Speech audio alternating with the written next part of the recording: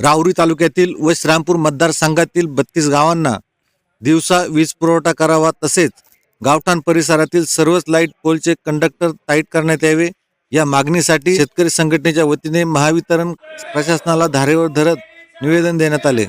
शिवसेना शेतकरी सेनेचे प्रदेश उपाध्यक्ष रवींद्र बापूसाहेब मोरे यांच्या नेतृत्वाखाली दिनांक 26 डिसेंबर 2025 रोजी महावितरण प्रशासनाला निवेदन देण्यात आले।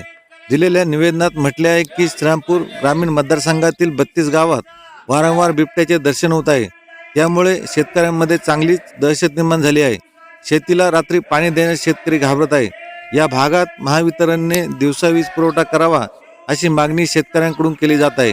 टाकळी मिया परिसरातील मोरवाडी व इतर भागातील अनेक शेतकरी वाड्या वस्त्यावर राहत आहेत। या भागात बिबट्याने अनेक वस्त्यांवरील शेळ्या, बकरे, लहान वासरे तसेच कुत्र्यांवर हल्ला करून फडशा पाडला। बिबट्यांना शिकार मिळाली नाही तर ते माणसावरही हल्ला करीत आहेत।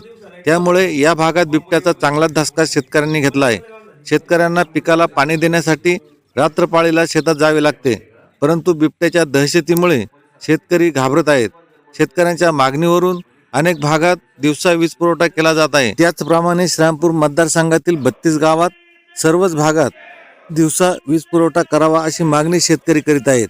दिलेल्या निवेदनावर राजेंद्र लोंढे, जालिंदर कुसमाडे, बाळासाहेब किशोर वाळके, वसंत कदम, सुनील सिनारे, केदारनाथ चव्हाण, सुभाष जुंद्रे, सतीश पुंड, जुगल गोसावी, ज्ञानेश्वर गोसावी, संदीप शिंदे, अर्जुन मुसमाडे, दीपक मोरे, सूरज मगर, अनिकेत शिंदे, दत्तात्रय गोसावी, प्रभाकर सगळगिळे, अण्णासाहेब शिंदे, गणेश माळवदे, वैभव जाधव, संजय शिंदे, नानासाहेब डावकर, सोपान शिंदे, बाळासाहेब शिंदे, महेश शिंदे आदींच्या सह्या आहेत। सर्वत्र ऊसाची तोड चालू आहे। ऊस तोडीत असताना बाकीचे बी शेतीच्या कामाने जोर धरलेला आहे।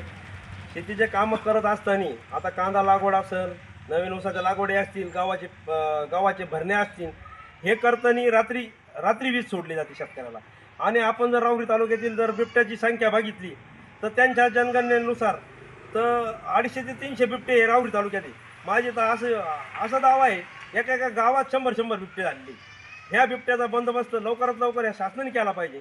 आणि जोपर्यंत हे बंदोबस्त बिबट्यांचा होत नाही तोपर्यंत शेतकऱ्याला ही दिवसा वीज दिली पाहिजे।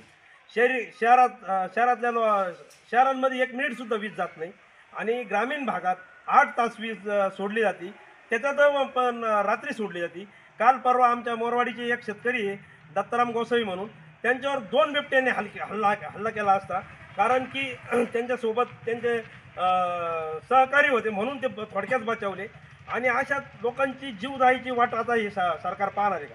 म्हणून माझी या सर्व MSEBच्या अधिकाऱ्यांना विनंती आहे की आम्हाला लवकरात लवकर दिवसा वीज मिळाली पाहिजे। दिवसा वीज जर मिळाली नाही तर येणाऱ्या 4 दिवसात हे मोठं आंदोलन, तीव्र अशा स्वरूपाचं आंदोलन छेडलं जाईल।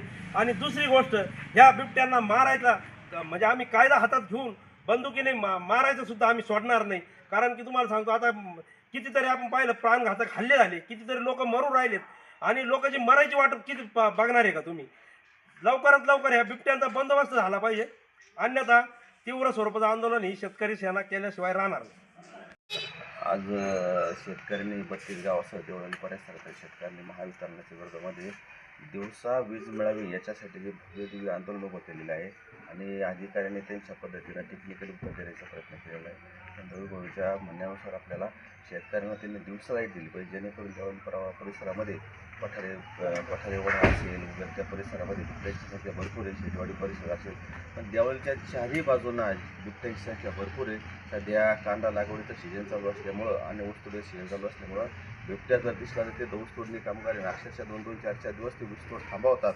आणि पर्यायाने काय होतं, शेतकऱ्याचं नुकसान होतं। आमची अशी विनंती आहे का महावितरणे कारखान्याला MIDCला दिवसा लाईट देण्याऐवजी ती वळवून ती शेतकऱ्याला द्यावा, हीच आमची सगळ्यांची विनंती आहे। प्रतिनिधी RR जाधव, राहुरी।